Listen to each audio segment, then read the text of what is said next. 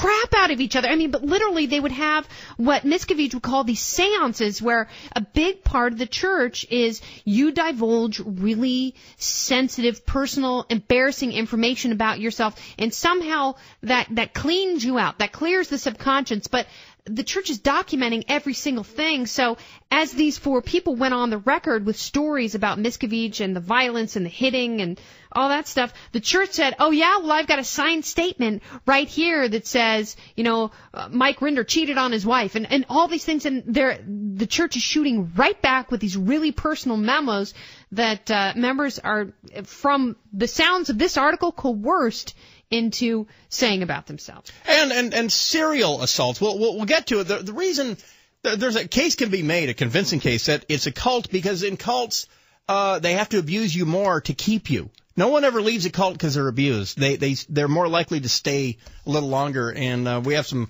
audio of Marty Rathbun, one of the guys who's talking to the St. Petersburg Times about the use of fists in Scientology, which they don't tell you down on Hollywood Boulevard when you take their little test. How violent did it get? Are you a current or former Scientologist? And would you like to speak to these claims being made by the four former Scientologists who decided to blow from the organization? Or, do you want to beef up their story with a tale of your own? 800-5201-KFI. It's Kennedy and Suits. Take our test. It only takes a minute. KFI, AM 640, more stimulating talk radio. Dweller H. And I do care so very, very, very much. Dale RH. KFI AM 640, more stimulating talk radio. Kennedy and Suits, a 3-part series from the St. Petersburg Times exposing the violent subculture of Scientology, making waves, not least of which I'm sure in the religion. They hate this kind of publicity. They are still, after many years, they came to an accord with the IRS. They are an official tax-exempt, not-for-profit. They were at first. They had their tax-exempt status taken away. They fought to get it back. There was a secret intelligence arm in Scientology called the Guardian's Office. That sounds like a religion. It is. That's rational. It is. And David Miscavige, the head of Scientology, is only 5'5". He's little. And beating on people. He's like a Rahm Emanuel of phony religions. Jane, thanks for hanging on. You're on with Kennedy and Suits. Hey, how you doing? Very well. Just wanted to let your listeners know. L. Ron Hubbard's own son identified that the source of Scientology practices was really based on the occultism of Aleister Crowley and his symbolism, and you can listen to it for yourself. The Tom Cruise clip where he said, very, very, very much, he repeats things in threes because that's considered a significant number in occult practice.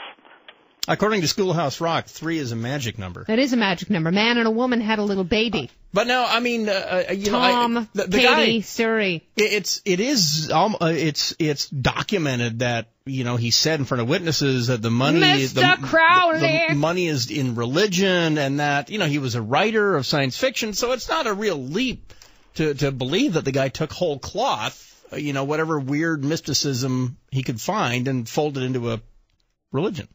I buy it. Yeah. All right, here's a former member. Let's call him Reggie. Reggie, you're on Kennedy and Suits. Welcome. Hey, how you doing? Super sexy, Hello? thanks. Hello, Can Reggie. Yes, turn your radio down. Okay, done. Nice. Yeah, well, I was at the Celebrity Center there in Hollywood. Are you familiar with the building, the really elegant-looking place? From 101, I know the building. I've never, Yeah, well, I used to go and deal with the Scientology thing there. It was a bizarre mix of good things, and then there were some pretty, bizarre things that happened there, too. How much money did you drop on Enlightenment? Oh, they must have got me for about $7,000 or $8,000. Well, Lisa McPherson, who was a member of Scientology who died after being isolated in one of their rooms in Clearwater, Florida, 17 days in isolation at what they called the Fort Harrison Hospital.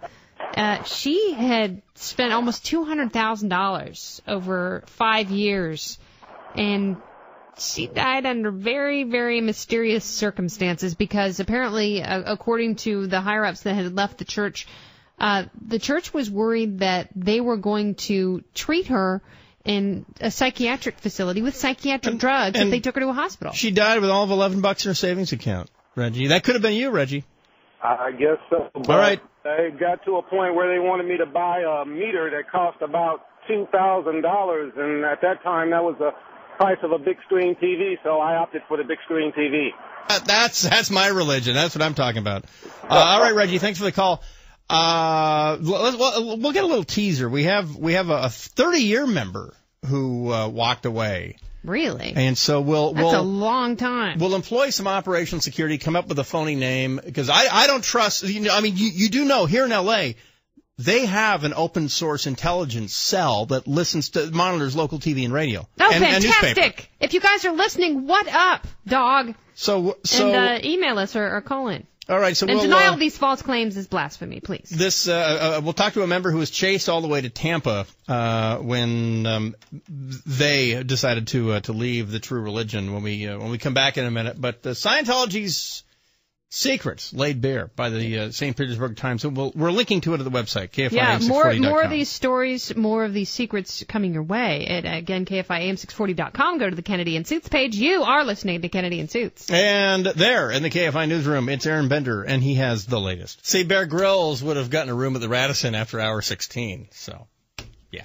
It's Kennedy and Suits, KFI AM640, more stimulating talk radio. The St. Petersburg Times, a 3-part series on Scientology, secrets from some defectors from Scientology, some high-profile ones, in stories that ran Sunday, Monday, and today, creating shockwaves around the community of phony religions. And by the way, a lot of the stuff that's in this article isn't new. People have read this information before, and the church is still standing. So to people in the church that are worried that discussing what you consider to be secrets about the church, it's not going to harm the overall standing, especially with the members who are so devout. Yeah, we're not opening up the earth to assault by Xenu by doing this. No, don't accuse us of being soft on Xenu. And we've spoken about the church in the past. We've taken calls from members and non-members alike, people who are still there, people who have left. But, and we're getting calls from Florida, which is fantastic. I say phone away. And follow us on KFIAM640.com. But an open discussion is